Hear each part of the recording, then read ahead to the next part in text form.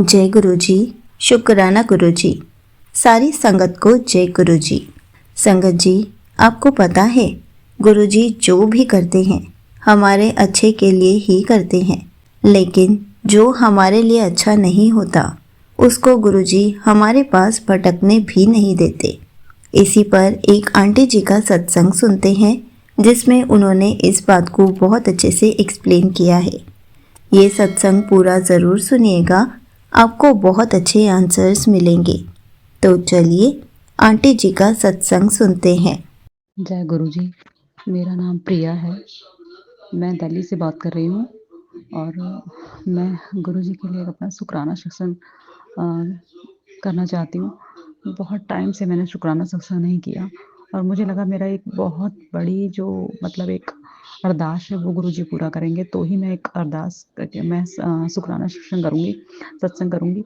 पर ऐसा नहीं हुआ संगत जी, मेरे साथ अभी तक वो अरदास नहीं हुई। मुझे लगता है अब वो अरदास पूरी होगी भी नहीं, क्योंकि वो अरदास वो आज अब किसी और की होगी, या भगवान ने मेरे लिए, गुरु जी ने मेरे लिए वो रखी बनाई ही नहीं थी और मैं आज उसके कारण बहुत ही दुखी भी हूँ। ठीक है, लेकिन फिर भी मैं गुरु जी के साथ हूँ, फिर भी मैं गुरु जी के ही पे विश्वास है मुझे।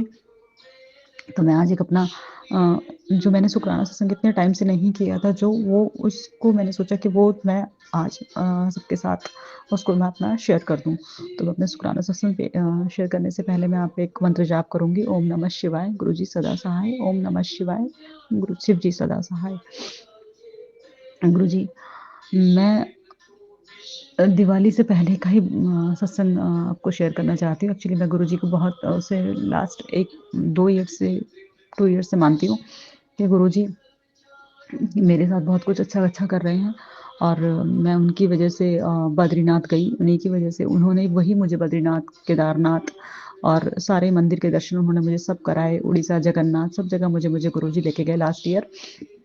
और जब मैं केदारनाथ में मुझे बहुत रश मिला, अभी अक्टूबर नवंबर में जब वहाँ पहुँची तो बहुत रश था। हम भोले बाबा के दर्शन करने के लिए बहुत परेशान हो गए थे। तो लास्ट में ये हो गया था कि आज वहाँ दर्शन नहीं हो पाएंगे। तो मैं गुरुजी को बोलने लगी, गुरुजी मुझे ऐसा तो नहीं होगा, इतना दूर से आए हैं हम लोग और हमारे दर्शन ना हो पाए।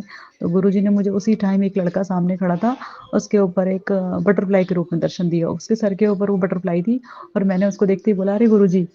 तो मुझे गुरुजी के दर्शन तुरंत हो गए और उसके कुछ टाइम बाद ही 2-3 घंटे के बाद हमें दर्शन हुए, अच्छे दर्शन हुए और फिर हमने दूसरे दिन भी दर्शन किए। हम वहीं रहे और हमने दूसरे दिन भी दर्शन किए। तो ये मेरे लिए एक शुक्राना सत्संग था कि मुझे उतनी दूर जाके भी मुझे गुरुजी मेरे साथ थे। गुरुजी मेरे साथ थे। ऐसे ही गुरुजी जब मैं बद्रीनाथ गई थी तो गुरुजी में मेरे को मैसेज हाईलाइट हुआ है। मैं आंटी जी को मैं आज सत्संग अपना शेयर कर रही हूँ, मैं आंटी जी का ही सत्संग सुनती हूँ। मैं फर्स्ट टाइम इनको अपना सेशन शेयर कर रही हूँ।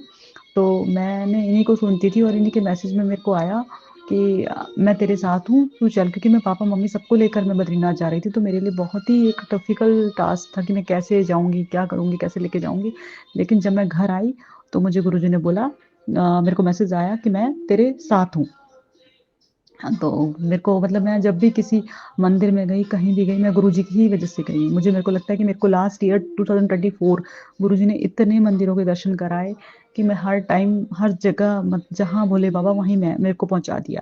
तो मेरा बस यही है कि गुरुजी मेरे साथ। मेरी मम्मा भी बीमार हुई बीच में, दिवाली वाले दिन मेरी माँ बहुत बीमार थी, बहुत बीमार हो गई थी।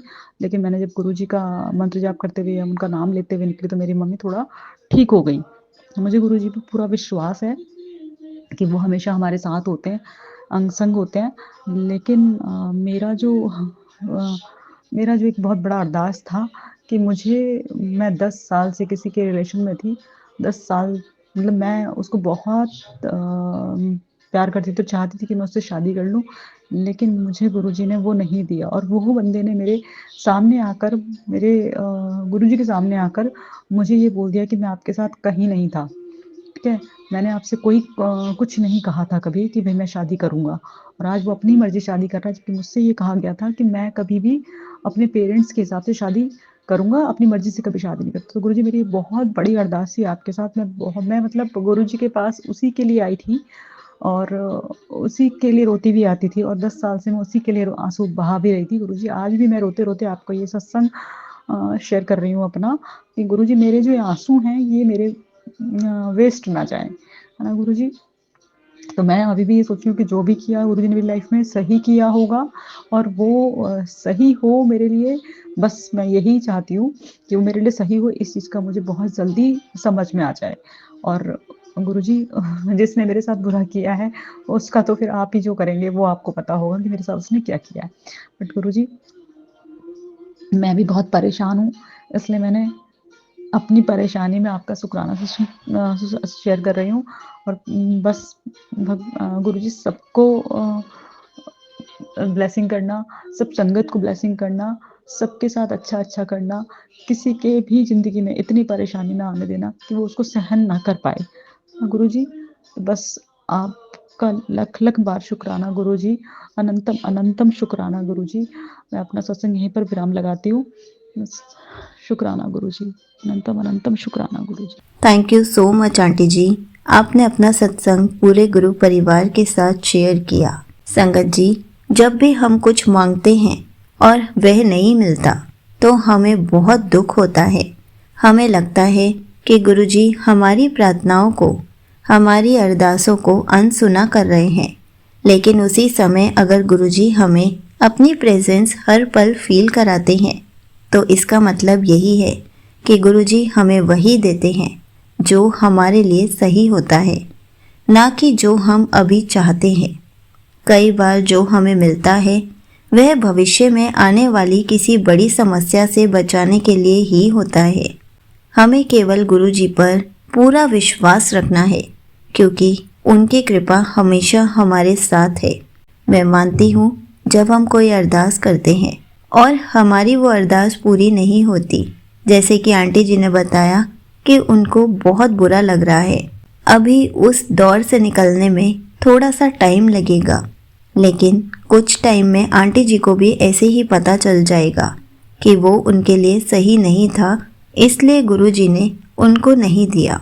जब हम गुरुजी की संगत बन जाते हैं तो गुरुजी हमें बस अच्छाई के रास्ते पर चलाते हैं।